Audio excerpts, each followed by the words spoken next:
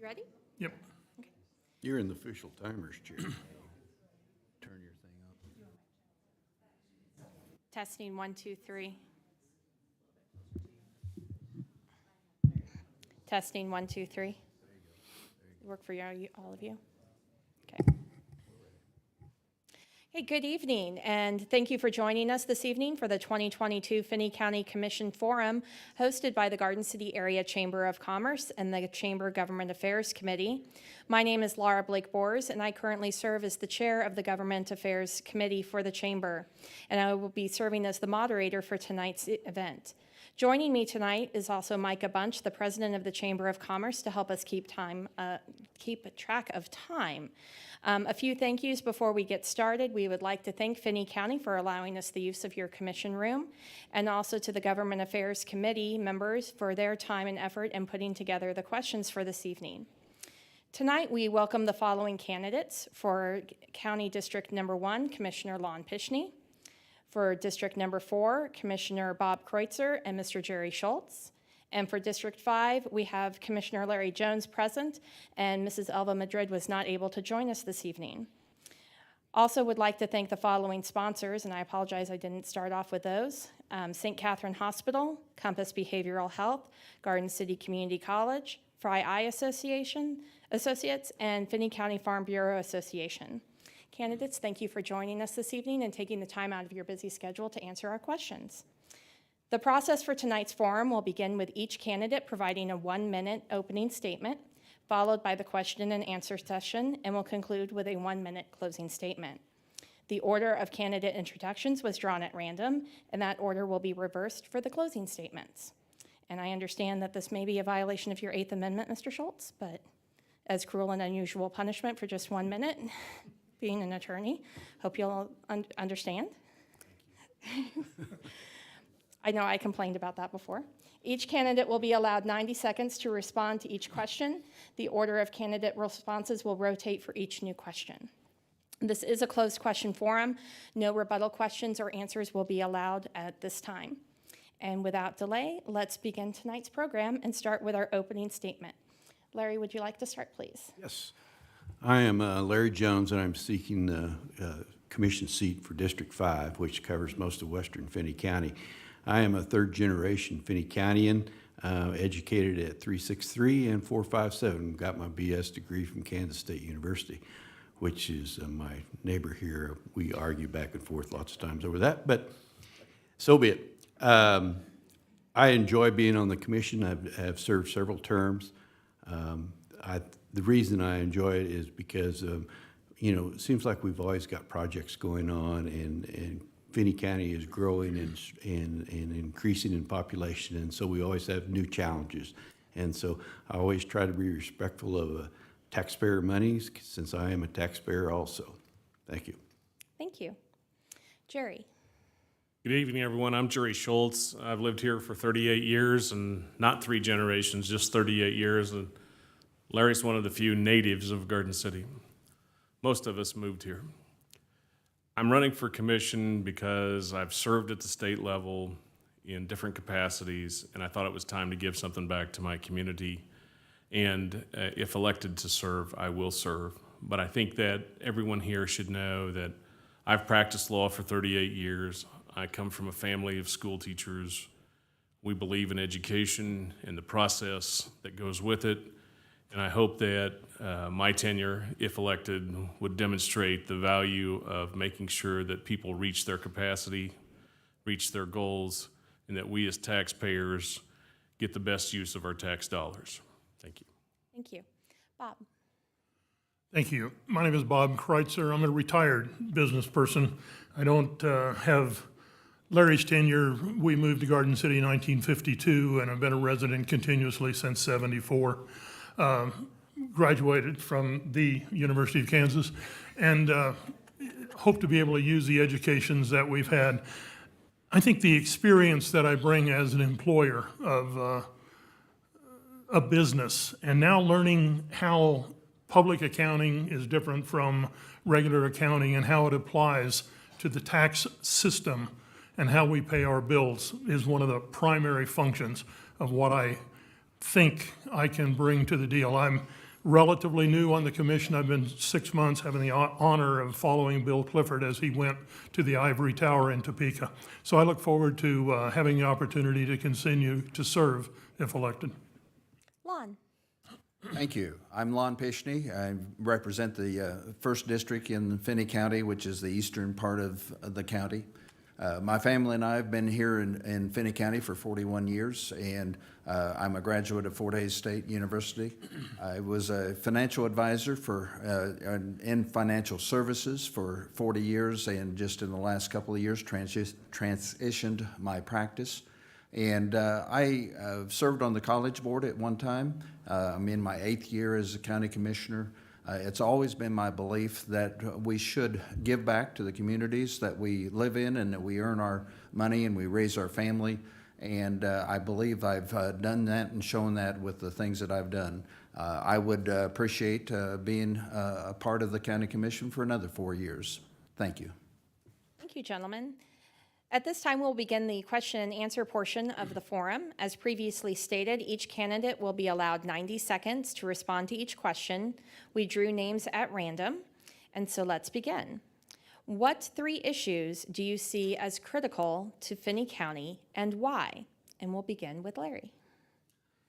Oh, I drew the short straw every time.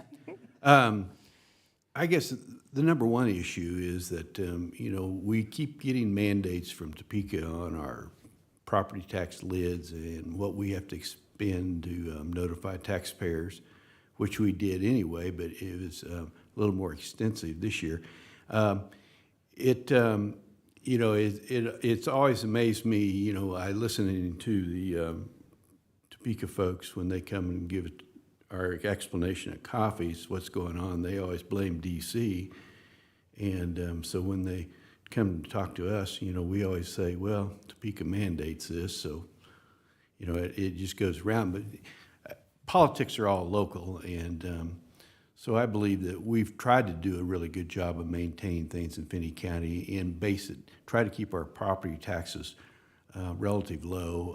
I know that everybody is enduring inflation, and our appraisals went up, and so we have to deal with those. Does that mean I gotta quit? No, you got Okay. one more, but beep. Okay, one more beat.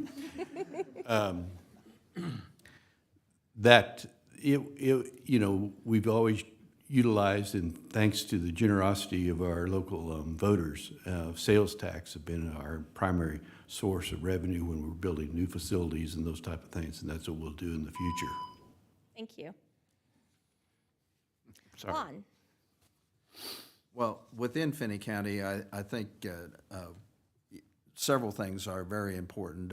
Number one is we are mandated as a county commission to provide a variety of services such as public health, emergency management, and so forth. I won't list them all. And I think that one of the things that's very important is that we adhere to those mandates that we've been given, because we are under statutory rule as a county government. I agree with Larry, the local control, the government closest to the people. Secondly is what I term controlled growth, that we have continued growth in Finney County, but that it be controlled from a standpoint that we don't want it to overburden our infrastructure and things that we need within the county, because thirdly, I believe we have a responsibility to use tax dollars wisely, whether it be for safety or for infrastructure or other law enforcement, whatever it might be. So those would be the 3 things that I would say are most important. Thank you. Jerry. The county commission has a responsibility to its citizens to provide for the general welfare, and it's a constitutional requirement, and so I don't want to sound over lawyerish. But the balance has to be between the needs of the people and the ability to cash flow, and those are public dollars at work. And I'm not up here saying that past commissions have been loose with money or anything else, but I think the commission has a responsibility to be good stewards, number one. Number two is we've got to figure out a way to continue the opportunity for business growth in our community. We have the best economy in the state, and we've had the best economy, and I want to continue to have the best economy. And 3 is government can't function without good people, and we've got to figure out a way to adequately secure all the people necessarily to perform the essential government functions. Thank you. Bob? I think the beauty of being last is that I've had all the good ideas and I can kind of flush with them. I think finding balance. We need service, and yet somebody has to pay for it. And we get the opportunity to sit up here and try to decide what the best value of each dollar that we've received from the taxpayer and how it's spent. And then be able to respond to the people and say, yes, we have done a good job providing the value. And I think the second biggest thing is the growth that we've had in our community. It's been phenomenal. And proper growth comes from proper approach to how we're going to get there. And the history of Finney County and Garden City has been a great working relationship. It's been a team, and when we go to the surrounding communities, it's not always like that. We've lost a little bit of that. We need to reestablish our ability to communicate with every segment of our city, county, and make sure that we're making good, solid decisions. Our tax dollars, sales tax dollars, have been a tremendous savior for our community. We've been able to pick up a significant amount of money by having the retail growth that we need to continue to make sure that we keep it positive. And whether it be the Sheriff's Department, the Road and Bridge, County Health, we need to make sure that we have the right people in place to give the right service for the right dollar invested. Thank you. Second question, and we'll start with you, Lon, on this. What role does the commission have in helping to develop adequate childcare capacity throughout Finney County?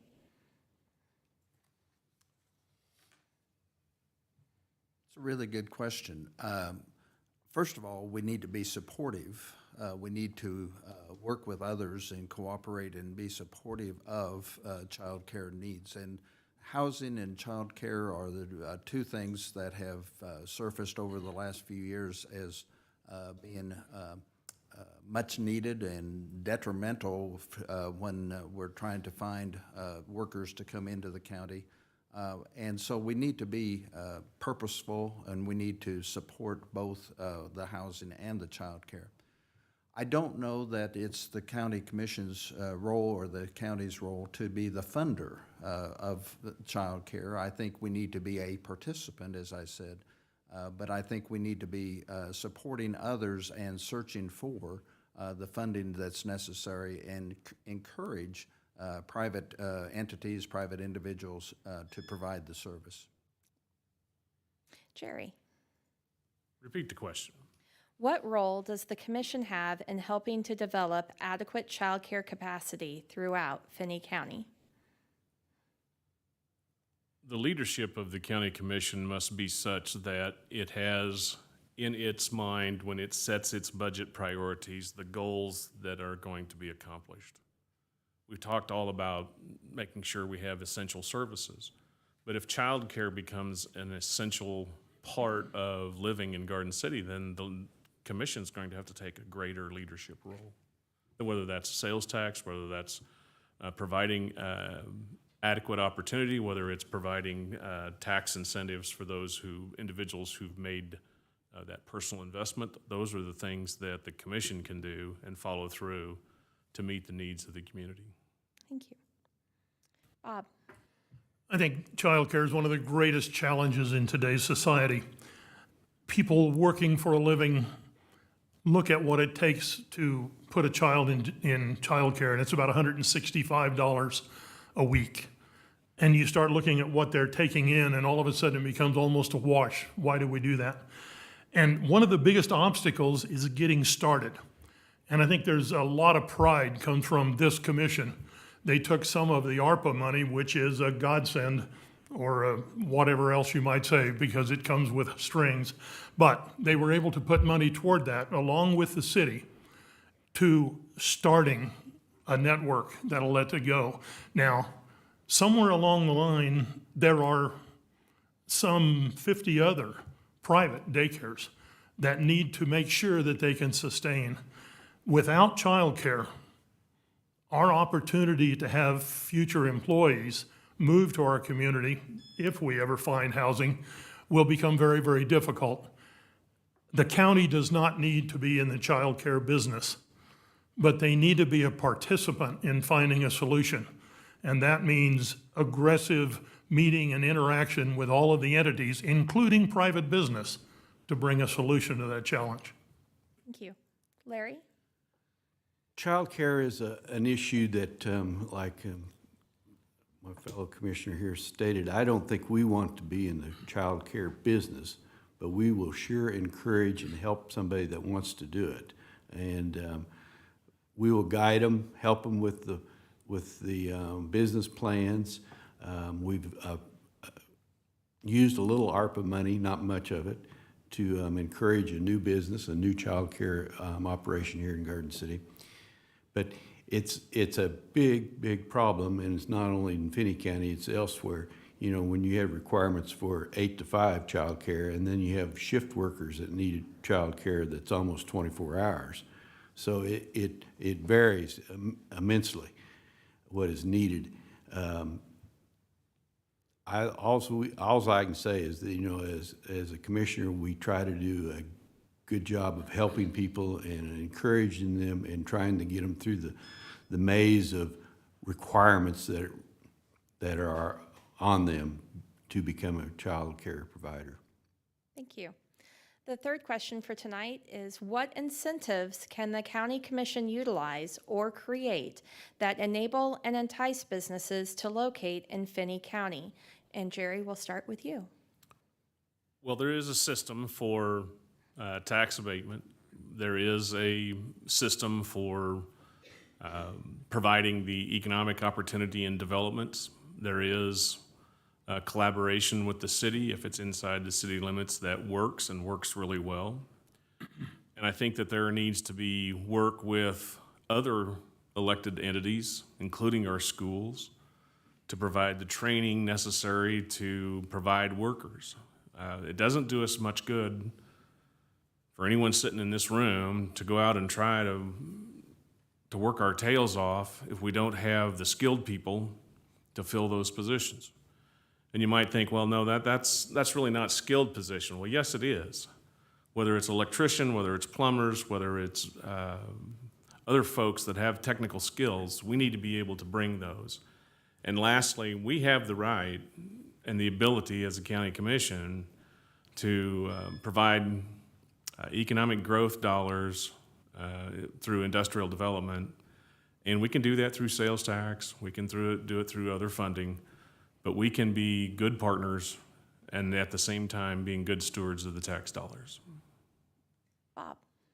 I think this is one of the real key differentials between Finney County and Garden City and the areas around us, is that we've done a phenomenal job of using the tools that are available through tax abatements like Jerry mentioned, and the RHIDs, which are basically the ability to build infrastructure within housing, the tax increment financing, that's Western Kansas Corridor.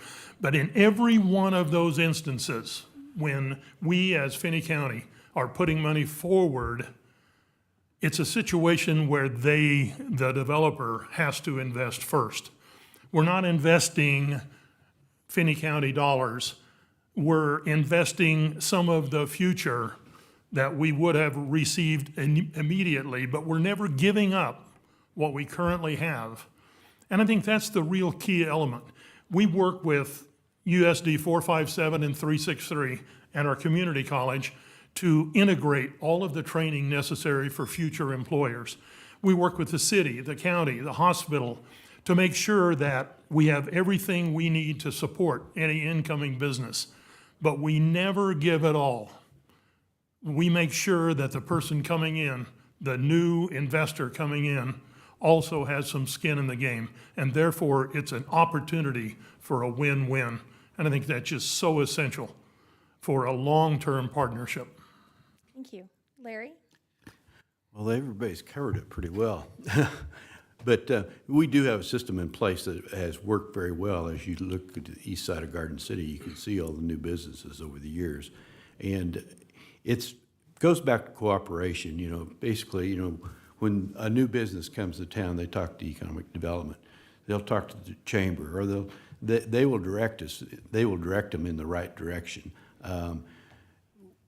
we incessantly get questions about, how do you guys all get along? How do you get so many new businesses? It's because we all cooperate. We talk to each other. We know what's going on. We know what the requirements are. And we have it all down in black and white. Here are the requirements on your tax abatements. You know, you have to meet this employment level. You have to do this and this and this.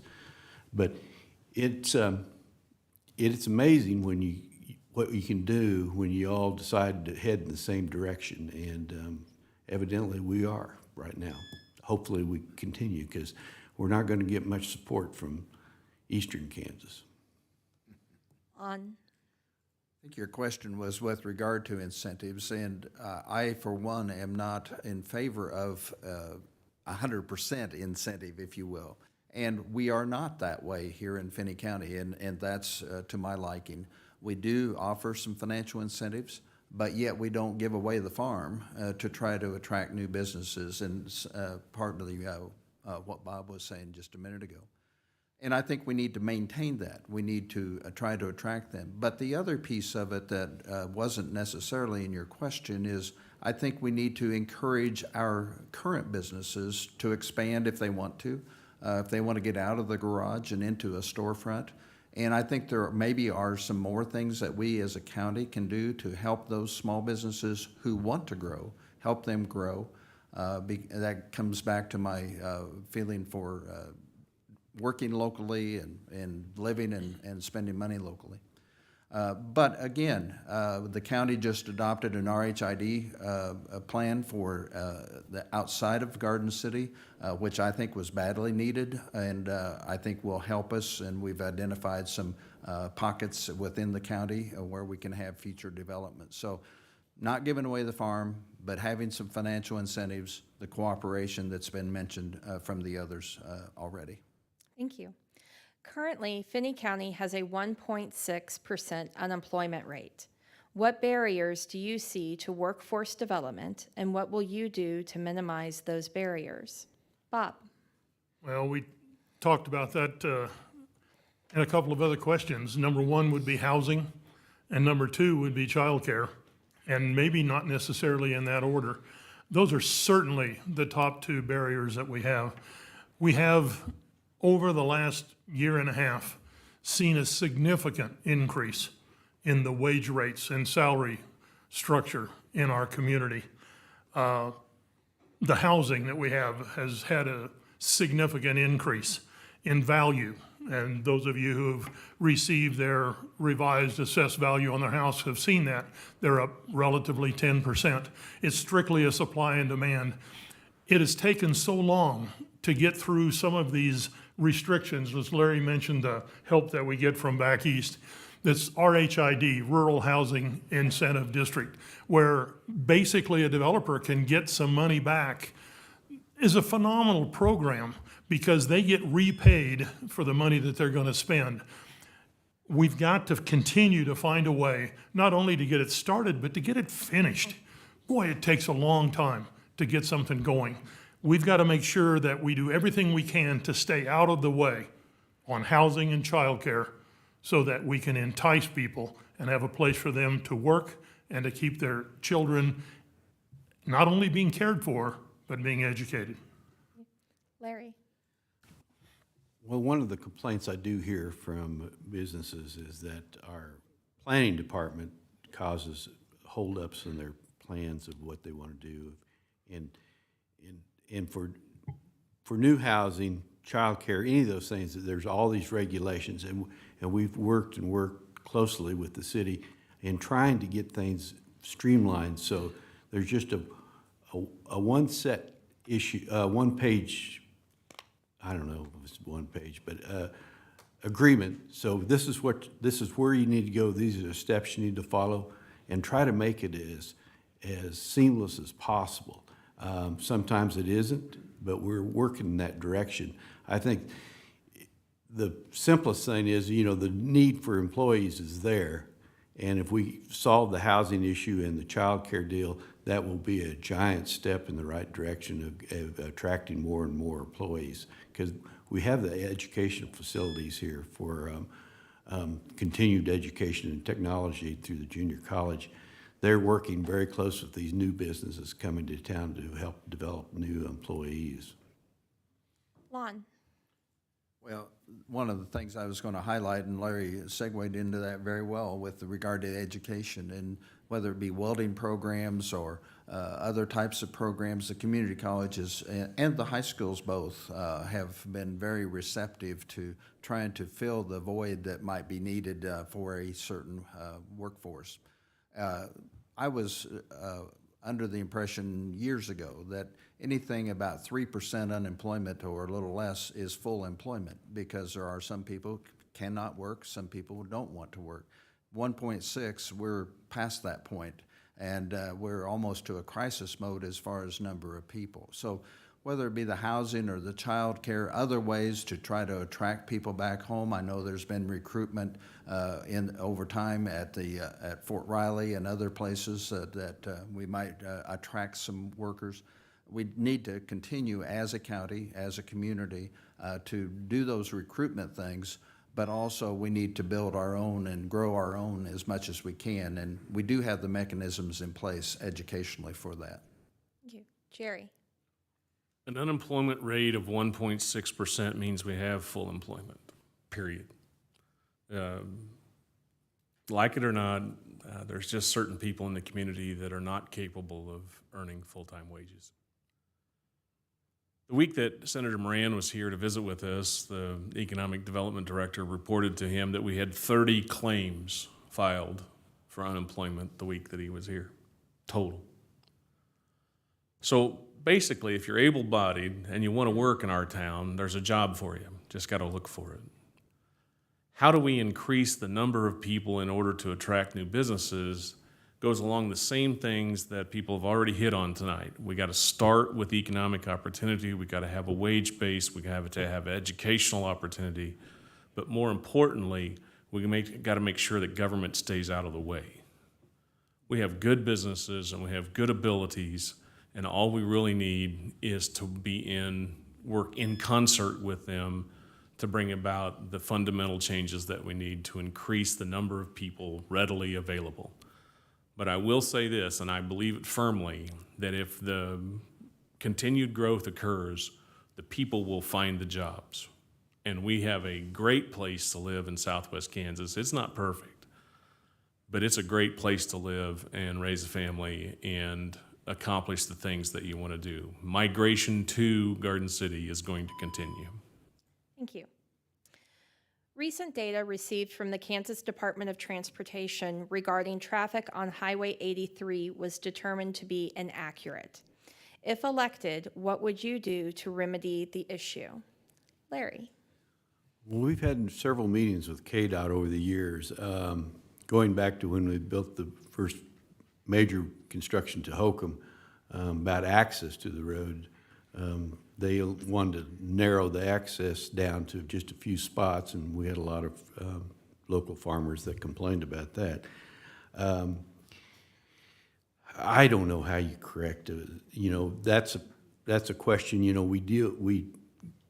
We try to talk to our representatives in Topeka a lot and try to work with them closely.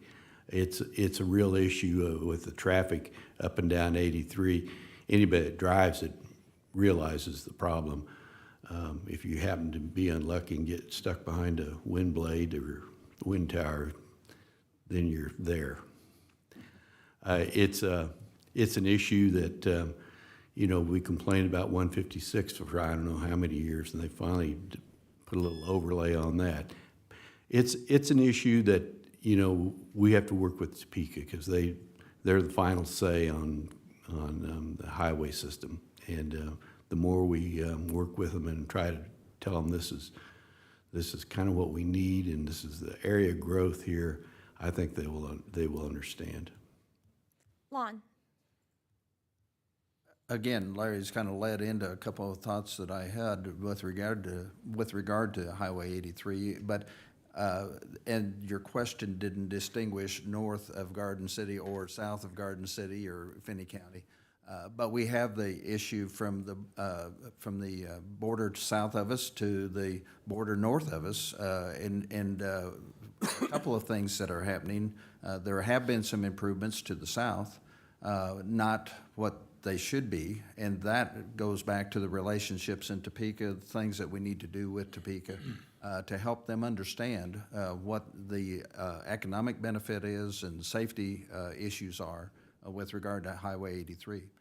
Going north, we have visited with Scott City and Scott County folks who are adamant about making improvements to that stretch of 83. And again, I think it's the cooperation, collaboration with the various local governments, and then tying that to the relationships in Topeka. And when you mentioned 156, I think that is a good example, how the people in Hodgman County really hollered, if you will, about lack of shoulders on that road, and we're getting some things done, but we stood beside them and said, they are right, we need to help them. So we need to help our neighbors, cooperate with them, collaborate with them, and then continue building our relationships in Topeka. Jerry? Well, inaccurate data is inaccurate data. The question premise, what do you do about the inaccurate data? Well, to me, the county commission doesn't have the right to go out on the highway and lay down its own counter. We can work through our administrator or directly as a commission by resolution to encourage the state to get accurate information. But those of us who drive on these roads know what the necessity is. And the necessity is that infrastructure, if it doesn't improve, will hold us down. And anytime we get held down by the conduct of people in Topeka, they need to know about it. Tomorrow night, you'll have folks in here again who are seeking office to represent us in Topeka, and that's a wonderful question for them, because I cannot encourage a commission to go out and try to put a count marker on or try to revise the state's own numbers. They'll have to do it themselves to get it accurately done. Bob? I think this is one area that we can take data that has been given to us by KDOT, and then we can analyze it and then compare it with the data that we do have by physically counting, et cetera. And then further, going into the formulas that they use. I think this is one thing we missed about the city of Garden City did that in conjunction with the economic development team of professional statisticians, where they put together the complete analysis of the travel patterns and the counts on 83, both south and north. And today, with the traffic we have, it warrants four-lane highway. And yet, when all of the decisions were made, we got some passing lanes.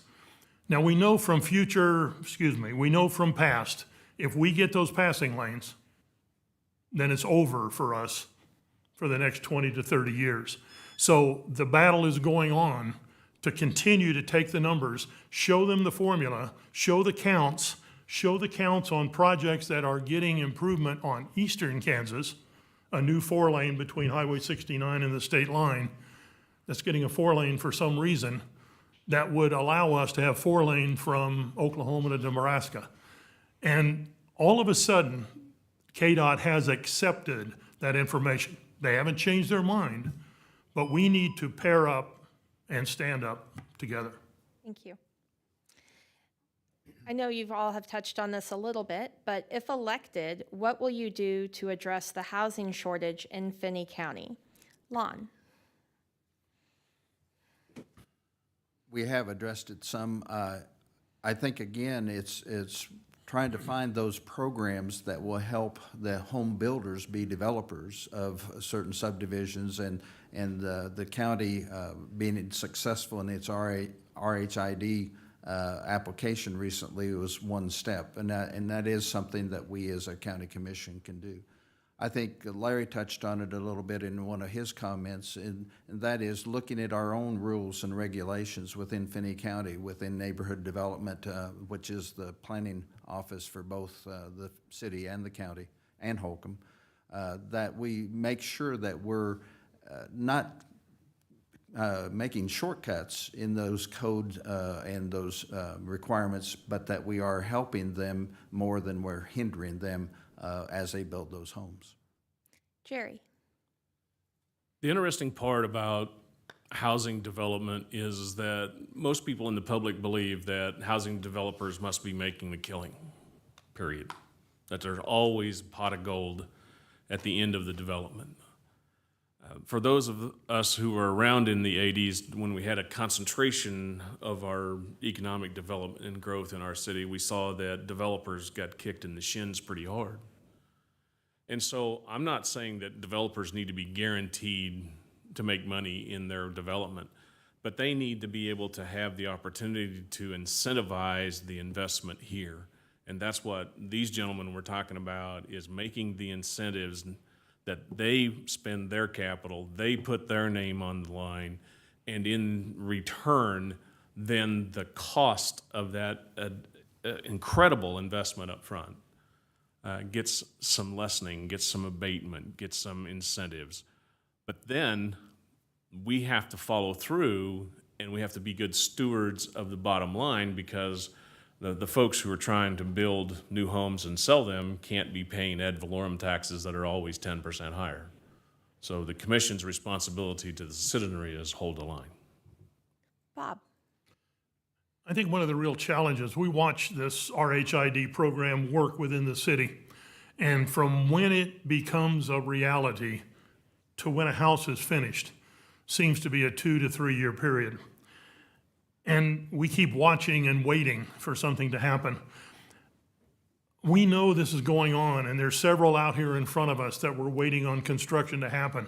But the next leap for housing is outside of Garden City, and that's where we need to be. And a lot of it happens between Garden City and Holcomb. There is no infrastructure for wastewater treatment on that side of town. We have done a study, and we've analyzed as to what the cost will be. But sooner or later, we need to step up and make a decision of whether we can have housing on that side, what it's going to cost, how we're going to pay for it. But without that kind of infrastructure, water's available, gas is available, electricity is available, but wastewater is not. So that's going to be a big challenge for filling that gap, because all of the growth that's been going on around us, a lot of it can come back to the city, but not from the west. And that's our one opportunity that we can maybe solve and get out ahead of it with a 5-year look. Larry. Well, Commissioner Kreitzer covered it pretty well, because, that's the main thing we can do as a commission, is work on the infrastructure. And we have been working on our rural sewer districts to the west. We've asked for a grant for a study, but Topeka decided to spend the money elsewhere. But we're proceeding, and we're gonna get it done. We'll create another sewer district, but that's the main thing for a larger housing build out, is that we have to be able to supply the wastewater treatment facility. Right now, we have rural water system, and they have the capacity to handle it. The electrical is pretty well taken care of, and as Bob said, the gas too. If we can get the rural wastewater system under control and make it feasible where a developer would want to do it, I think we've got the land available, and we've got landowners that want to do it. Thank you. As an organization, Finney County is the 5th largest employer in Finney County, with 60 current open positions. What strategies as a commissioner can you utilize to help Finney County attract and retain quality employees? Jerry. Well, there's a certain side of everyone who thinks that the only issue is money. That's not true. Money is an important incentive for economic opportunity for an individual. You want a stable job, you want stable benefits. Enhanced benefits are the same as dollars. But I don't know anyone who's been a school teacher for a very many period of years who doesn't think of their job as a vocation. And the reward comes not solely from money. I want our current employees of Finney County to know that their work is appreciated. And I want the people that are applying for work to know that we need you. And I want folks to know that when the opportunity arrives, then there will be economic ability to pay some more, but we also have to hold the line on what the list of benefits. It's not a secret that we thought that working for the government had some benefits, additional vacation time, additional incentives individually. Now those are getting pared down to where it is now comparable jobs, and two is that we've got government entities competing for the same employees. Hence, you have some of the vacancies that we see. So I think that taking the growth that we've had in valuation, putting it and reinvesting it into our employees, but you must strike a good balance in order to be effective. Bob? I think, Jerry, you've hit on an excellent point. The whole philosophy is that I am proud and happy and excited to go to work, and that doesn't always happen. I really believe that one of the things we need to do today is to step back and take a look at who we are. How do we address our customers? How do our customers see us as employees of Finney County? And we probably have one of the best benefit programs in the city, in the county. And we have a situation where perhaps for that young person starting, some of the benefits are not nearly as important as the dollars that those benefits cost the county, so we can't pay them in dollars. I will say the county commission, in looking back at wage scales and everything else and looking at what has happened, has just made an adjustment in their wage scale because of what's going on in Finney County, because there's been so much growth in wages. I talked to an equipment, farm equipment type dealer, and they're in the 25 to 35% increase in the last 12 months. Phenomenal demand, and I know what's happened in the construction industry. We've got to make sure that our people know and understand what their total benefit as an employee is, not only in dollars, but in value to the county as a qualified employee. Thank you. Larry? Well, I think Bob hit on a thing there, an issue. You know, we really have to appreciate our county employees. You know, they lots of times will get accused of working for the government. That's not a good job. Yes, it is. In Finney County, it's a great job, great benefit package. The younger employees aren't interested in benefit as much as dollars. But down the road, a long-term employee gets great benefits package, and hopefully we keep adjusting our salary based on our local studies, you know, when we have to compete against the major employers in the county to attract people, that we try to stay competitive.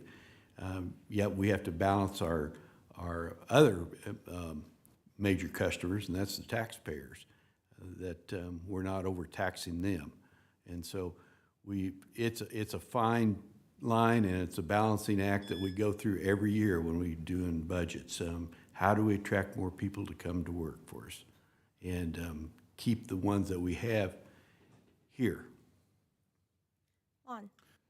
Well, again, kind of a segue to one of the things I was going to say, and we've had a great record, I believe, in Finney County of retaining some workers for 20 years, 30 years, and I see the sheriff sitting out here. I know we've had recognitions for some of the people in the sheriff's area for quite a number of years. So there are some folks that have stuck with the county for a long time. I think one of the issues you hit on earlier with a question, Laura, is the 1.6 unemployment. People are able to shift from one job to another, from private to public, from public to private, without much thought, and it's already been touched on here. And many times, especially the younger generation, they're just looking at that paycheck today, not so much the benefits. And we do have a rich benefit package at Finney County.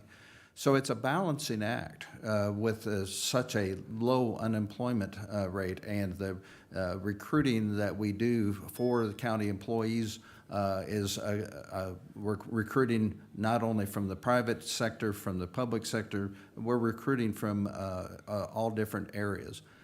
But we do have an example today of a person returning to the county after being absent for a little while. So found that the county is not such a bad place to work. Thank you. As County Commissioner, you will help to oversee the Sheriff's Department, EMS, County Attorney, County Health Department, and other entities associated with crime prevention and enforcement. Please state what you believe you would do with these agencies in dealing with the uptick in crime, particularly drug-related crimes and deaths in Finney County. Bob. Well, I think all of the individual activities need to be left to the professionals. I don't know and understand the mindset of the people that would be the offenders, if you will, and I don't know the methods and mores of what has to be done to bring them under control. I think the most important thing we can do is make sure that we have professionals in charge of those departments, and we do, and that they have the resources that are available to them so that they can do their job, and I think they do, and then stay out of the way and let them do their job. I think they're true professionals doing the right kind of job, and we need to support them in every way we can. Larry. Well, it comes down to how much resources you want to fund them with. It's always, like I said earlier, it's a balancing act between our taxpayers and what we can afford to expend. I know that that's our biggest budget item is public safety. And there again, it's a department that, we just look at the budget total. They manage their budgets on how they want to spend it on who they hire and those type of things. But it's an issue that, I'm no expert when it comes to criminal activity at all. I've witnessed a few of it over the years, and it's not fun if you're on the other end of it. But I hope that we supply them enough resources to do a job, and I think we are right now. Juan. I think primarily you were asking about the crime and the drug issues and so forth in our county. Am I still remembering the question Yes. correctly? It's a partnership, again, with local, state, and federal organizations. I know so much has been said about the border issue of the United States, but that's where a lot of this is coming from. And we're close enough that the drugs can come in, other things can happen with regard to that. I'm not saying all of the crimes are caused by the border issues, but some I think are.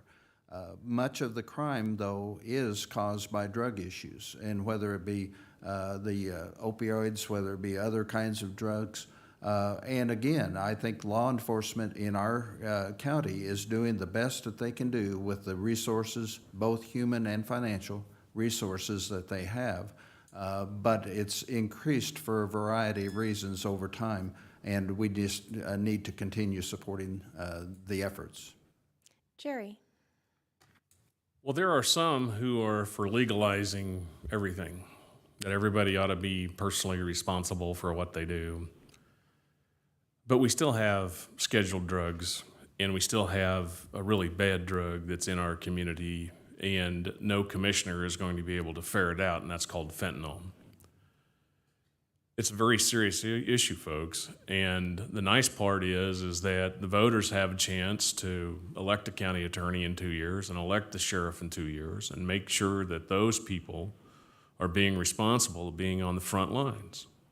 But the commission's responsible is making sure that they have the tools that they need, that they're not handicapped by budget restrictions that are unfair to the accomplished goal.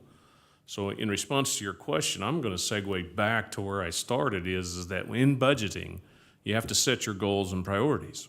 And if your goals and priorities is that we're going to make an emphasis to run the bad guys out of town and reduce the number of drug transactions in our community, then we're going to have to be willing to fund the requests in order to get that done.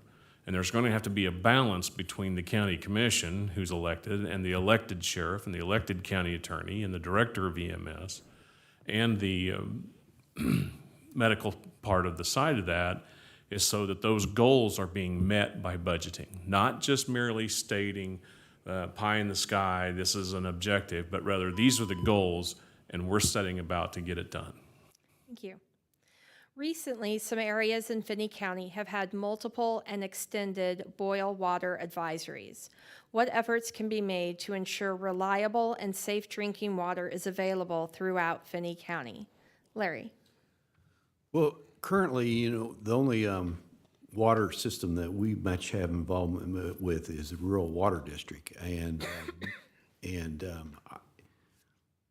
there again, it's controlled by the KDHE. The state's issues those mandates.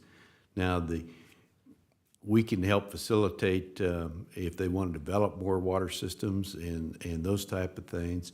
But as far as regulating the water, I don't think that's our job. We try to direct them. Here are the people you need to contact in KDHE, and here are the rules and regulations when you're doing a large water system. But that's, as far as I know, we don't have any more contact than that. Lon? One of the places that I'm sure that your question is related to is out in our area of the county, and we've had some boil advisories over time.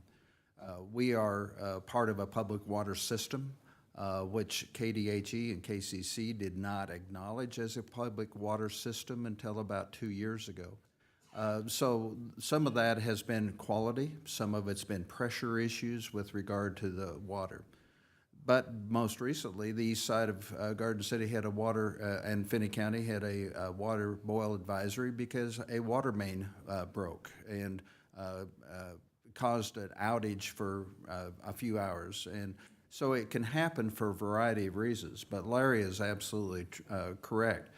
KDHE and KCC are the state agencies that are involved in those kind of systems, but then we turn to our public health department, which we have a mandate for public health to make sure that the residents of those areas are adequately supplied or know how to obtain quality water. Jerry? I would be amenable to investigating whether we need another rural water district. Rural water districts are created by the county commission and put into place, and then the consent and size of the water district is done by the owners that are there. And the people here and the commissioners here tonight need to know that I'm general counsel for the rural water district, and so I'm not going to talk about their abilities or capacities, but if we have an area that needs more supervision and more structure to it, another water district is available, but it's going to have to take a swell of support for that to occur. I'm not very much on government at the county level going down to a water district or a water association and telling them what they need to do. I don't think that feels any different than the folks sitting in Topeka telling us how we need to budget or how we're going to spend our money. For instance, we have $3.9 million still sitting in the Southwest Kansas Royalty Trust Fund that we haven't been able to use because somebody in Topeka told us we can't budget that much unless we go to the voters to get that. That's nonsense, and we need help in Topeka to clean that up. That money's been sitting there for a long time, and we've had to go ahead and charge people rather than reduce taxes or provide economic opportunity. So budgeting is an issue, and I know that's not what you had in mind, but water is one of those things where KDHE and the Division of Water Resources are inflexible as to what the rules are. Bob? I think in District 4, we basically have two sets of water. Number one, there's a large portion that is within Garden City, and they get their water from the city of Garden City. Secondly is Southwind.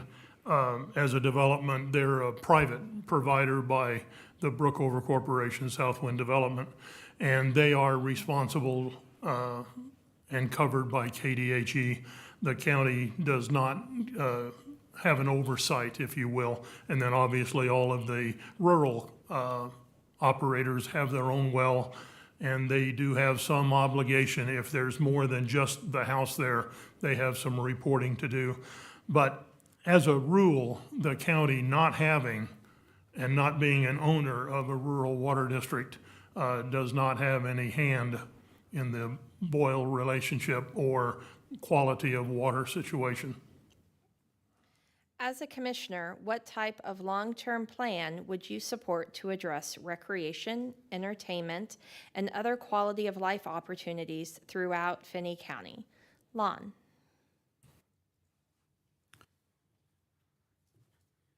I think primarily I would answer that by being a partner, being a cooperator, if you will, because so much of the county that's outside of Garden City, outside of Holcomb, where those governing bodies are working with recreation and the types of lifestyle matters that you're referencing, might need some support, but not necessarily where the county is providing all the funds or even a majority of the funds for that facility or that type of recreation. So again, cooperation, collaboration with the Holcomb and with Garden City, it to me is much more an important role for the county commission with those subjects.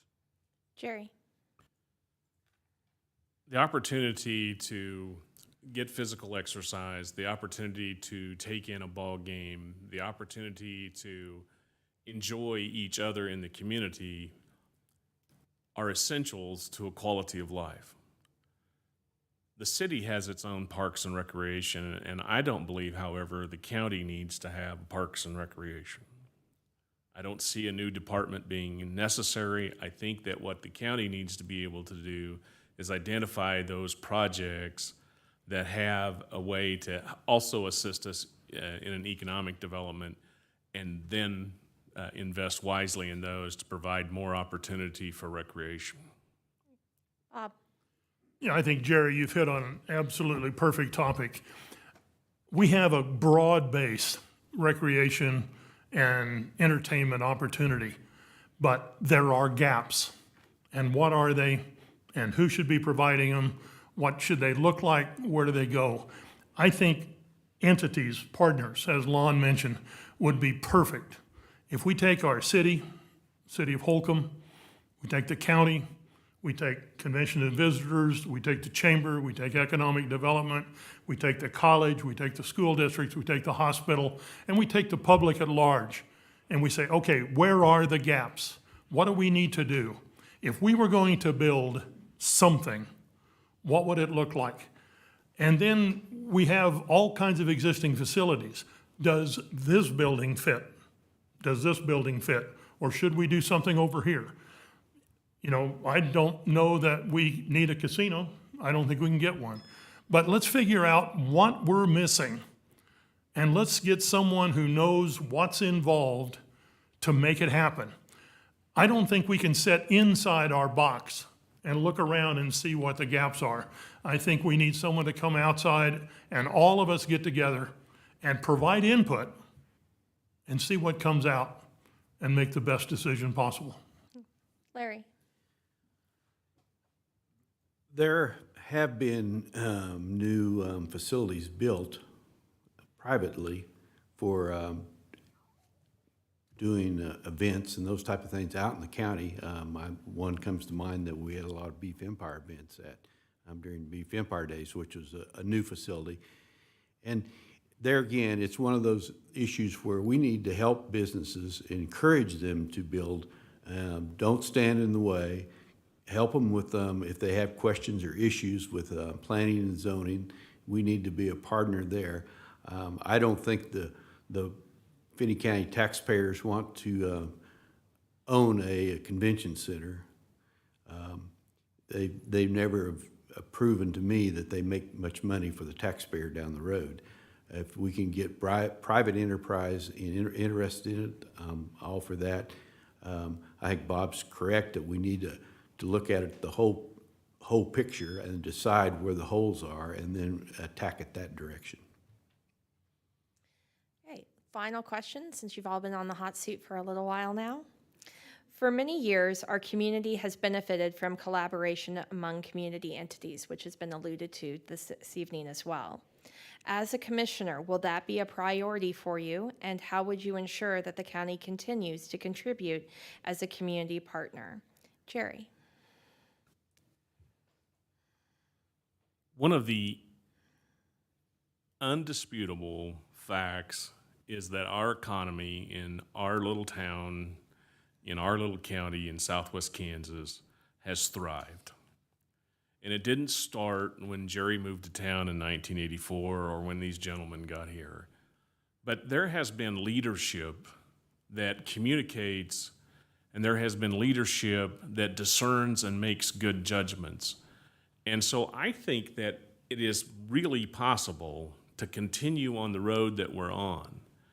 And if the voters are wanting me or Bob or whoever they choose to do this, there's not one of us sitting up here that's not committed to working with the other entities in Garden City and Finney County to bring about the success that we need.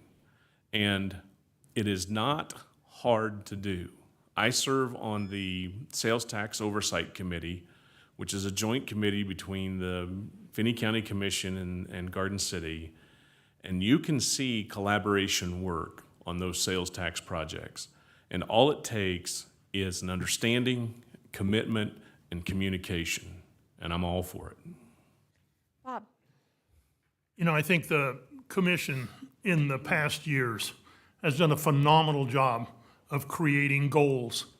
And they had a vision for our community, and it's all about being forward-thinking and taking care of not only the taxpayers, but also the opportunities that are in front of us.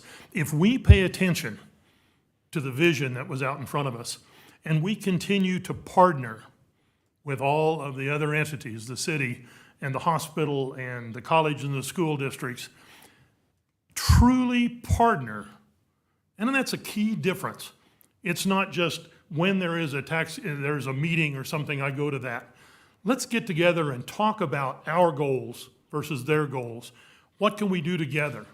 Where are we impeding progress?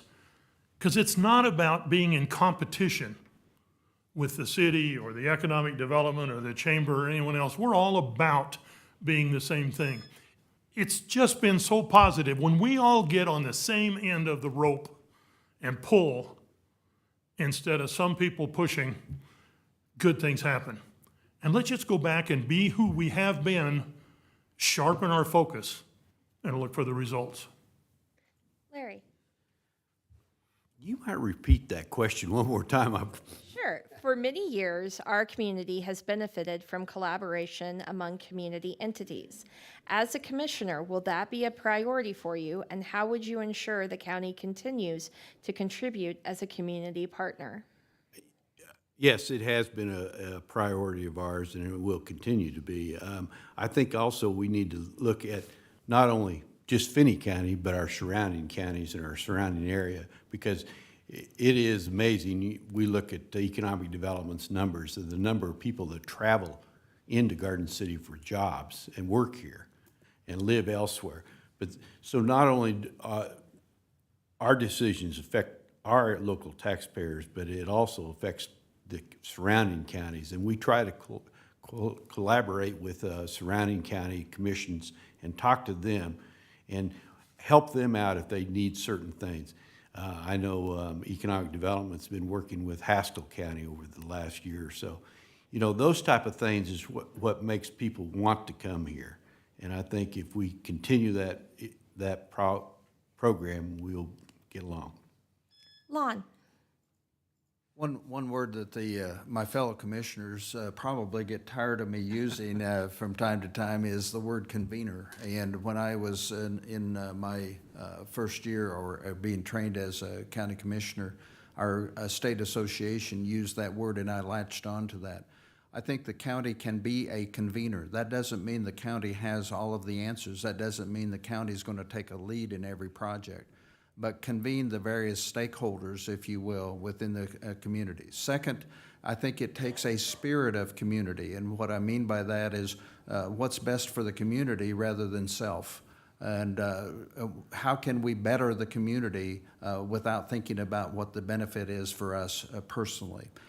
Thirdly, and Larry touched on this, we have convened in the past, haven't recently, but we've convened the area county commissioners and some of the staff folks, because it is a partnership outside of Finney County with our neighbors for the workers, for the area of Southwest Kansas, the viability of Southwest Kansas as it relates to the entire state. So spirit of community, and the county needs to be a convener, and yes, it is a priority. Thank you. That concludes our question and answer portion of the forum. We would like again to thank you for your time and willingness to take part of this event. And at this time, we'll start with our 1-minute closing statements, and we will start with you, Lon. Well, thank you, and it's great to see folks here in the audience, and I know there's people watching online, and it would be an honor for me to continue to serve this county in the role of county commissioner. The one thing that I just alluded to in my opening statement that I want to mention are the mandated services that we do provide: public health, emergency management, solid waste planning, law enforcement, transportation, which is road and bridges, and noxious weed. So those are the priorities that we'll keep in mind, but there's other things like have been touched on here today: entertainment, lifestyle, and so forth. I hope to be a part of that, hope to be a good decision maker. Lord willing, I would love to serve this county another 4 years. Bob. It's been a real learning experience for me this last 6 months to try to get my head around all of the different aspects of county government. The challenges, I think, are to make sure that we are good stewards of the taxpayers' money, and yet to look out and find a way to build on the history of success that Finney County's had. Should the voters elect to let me have this seat again, I'm going to do everything I can to continue that progress and work hard to rebuild all of the positive interaction between the entities in Finney County. Jerry. We had last year the greatest sales tax revenue in the history of Garden City. We must be doing something right. We went through COVID.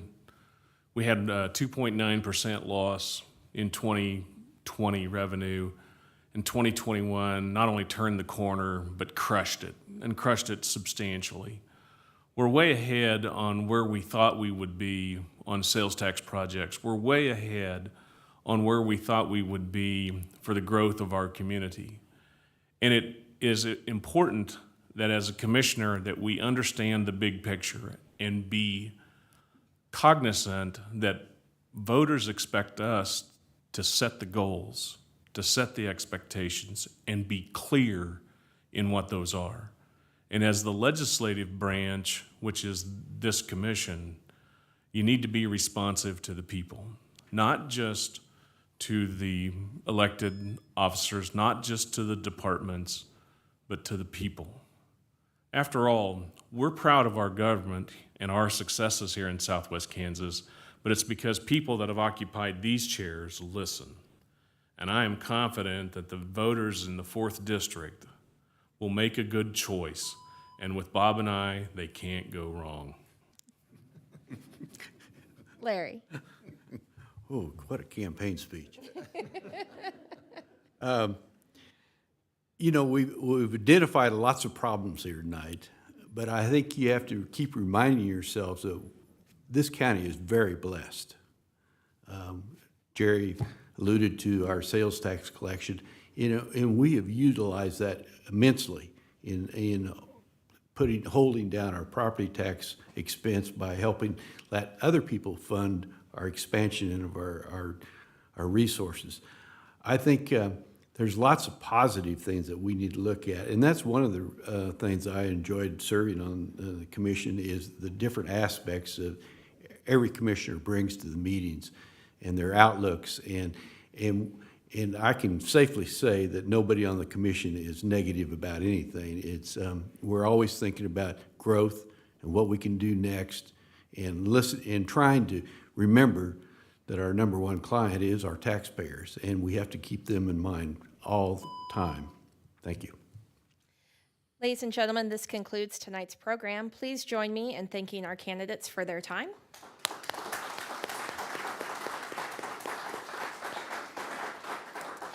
Again, we would like to extend our thanks to Finney County for the use of the commission chambers and to the Government Affairs Committee for putting together the questions for this evening. Also to our sponsors, St. Catherine Hospital, Compass Behavioral Health, Garden City Community College, Fry Eye Associates, and Finney County Farm Bureau Association. As a reminder, the primary election is set for Tuesday, August 2nd, and we encourage everyone to vote. Tomorrow is the final day to register to vote in the primary election. So if you have not already done so, please either visit the county clerks downstairs in this building or go to ksvotes.org to register online. And please make sure to check out, I think Wednesday the 13th is when early voting starts, if I'm correct, where Monday the 18th, thank you.